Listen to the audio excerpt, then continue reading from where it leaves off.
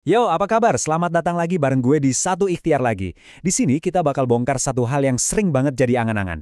Gimana caranya hobi yang lu cinta mati bisa jadi sumber cuan yang serius? Udah siap? Yuk kita langsung gas aja. Coba jujur deh, pernah nggak sih lu lagi asik-asik ngelakuin hobi lu, entah itu motret, main game, atau masak-masak, terus tiba-tiba nyeletuk dalam hati?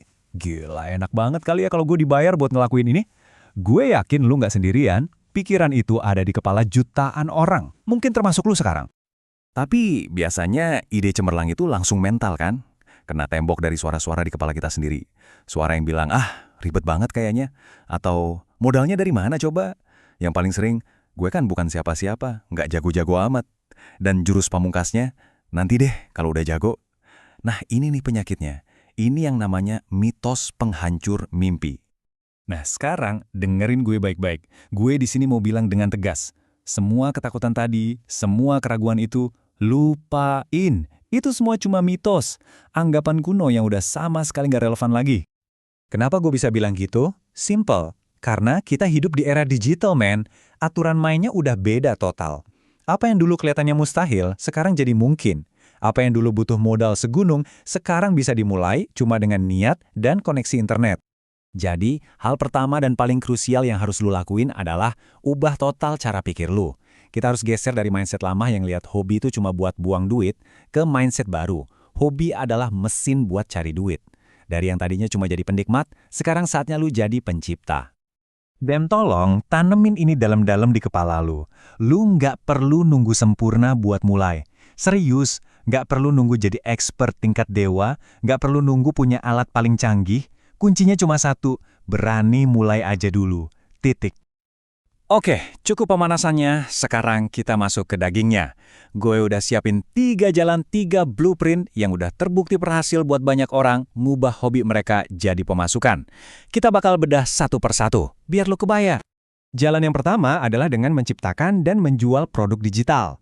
Nah, kata kuncinya di sini adalah potensi passive income. Artinya apa? Artinya lu kerja keras sekali di depan, tapi hasilnya bisa lu nikmatin terus-terusan. Bikin sekali, cuan berkali-kali. Oke, kita bedah ya. What? Apa sih maksudnya? Gampangnya, lu bungkus keahlian atau pengetahuan dari hobi lu jadi sebuah produk digital. Why? Kenapa harus coba ini? Yaitu tadi, passive income. Lu nggak perlu produksi ulang setiap ada yang beli. Nah, terus how? Gimana mulainya? Identifikasi dulu satu skill spesifik lu, pilih formatnya, mau ebook, template, atau preset, terus bikin deh pakai tools gratisan kayak Canva. Gampang kan? Biar lebih jelas, ini contohnya. Lo hobi fotografi, jangan cuma disimpan di galeri, jual preset Lightroom-nya. Hobi masak, jadiin e-book resep andalan lo. Bahkan hobi ngegame, bisa banget jualan strategi guide atau desain overlay buat streamer. Intinya, hampir semua hobi bisa kok. Dan sekarang, bagian yang paling seru, potensi duitnya. Angka ini bukan ngarang ya. Dari data dan banyak banget studi kasus, potensi pendapatan dari jualan produk digital itu bisa banget ada di kisaran 5–25 juta rupiah per bulan. Bayangin, dapat segitu dari sesuatu yang lo emang senang lakuin. Ini nyata, bukan mimpi. Oke, kita geser ke jalan nomor 2, menawarkan jasa personal.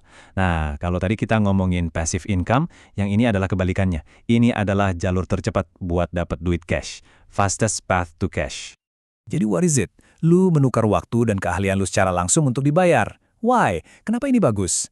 Karena ini cara paling cepat buat ngetes pasar, buat tahu, skill gue ini laku dijual nggak sih? Plus, lu bisa bangun portofolio dari nol. How? Gampang. Buat paket jasa yang jelas, misalnya sesi 1 lawan 1 atau workshop kecil. Tentukan harga, dan yang paling penting, selalu minta testimoni dari klien pertama. Contohnya, Haji Bun, lu jago fitness, jadi personal trainer online. Jago main gitar, buka les privat lewat Zoom. Suka banget ngatur perjalanan? Buka jasa konsultasi trip planning. Enaknya, semua ini bisa dilakuin dari mana aja. Modalnya cuma keahlian lu. Soal potensi pendapatannya, ini juga nggak kalah menggiurkan. Karena yang lo jual itu waktu dan keahlian langsung, harganya bisa premium. Jadi angka 7–30 juta sebulan itu sangat-sangat mungkin buat diraih. Apalagi kalau reputasi lu udah mulai kebangun. Jalan terakhir, dan mungkin yang paling kelihatan ngetren sekarang, jadi seorang content creator. Tapi dengerin, ini bukan cuma soal viral sesaat. Ini soal membangun sebuah aset jangka panjang yang namanya personal brand. Ini maraton, bukan lari sprint. What? Lu bangun audiens yang suka dan percaya sama lu di sebuah platform. Why? Karena begitu lu punya audiens, lu bisa buka banyak banget keran duit. Dari sponsor, endorse, afiliasi, sampai jualan produk lu sendiri. How? Pilih satu platform utama dulu, entah itu Instagram, TikTok, atau YouTube. Terus, kuncinya cuma 2. Posting konten yang bermanfaat secara konsisten, dan bangun interaksi sama audiens lo. Serius, apapun hobi lu, itu bisa jadi konten. Hobi berkebun, bisa. Hobi masak, jelas bisa. Bahkan, hobi touring motor keliling kota pun bisa jadi vlog yang menarik. Setiap ceruk pasar itu ada penontonnya. Yang penting, lu otentik. Nah, untuk potensi pendapatan, di jalur ini, sky is the limit. Beneran, angka 8-50 juta per bulan itu seringkali cuma jadi titik awal. Kalau lu beneran serius bangun brand dan komunitas yang solid, angka ratusan juta itu bukan lagi cuma mimpi. Oke, kita udah bedah tuntas 3 jalannya. Udah kebayang kan? Sekarang pertanyaan paling penting. Terus apa langkah pertama yang harus lu ambil? Jawabannya cuma 2 kata. Sekarang juga. Gua rangkum lagi biar nempel di kepala ya. 1. Produk digital, bungkus skill lu. 2. Jasa personal, jual waktu dan keahlian lu. 3. Content creator, bangun audiens dan brand lu.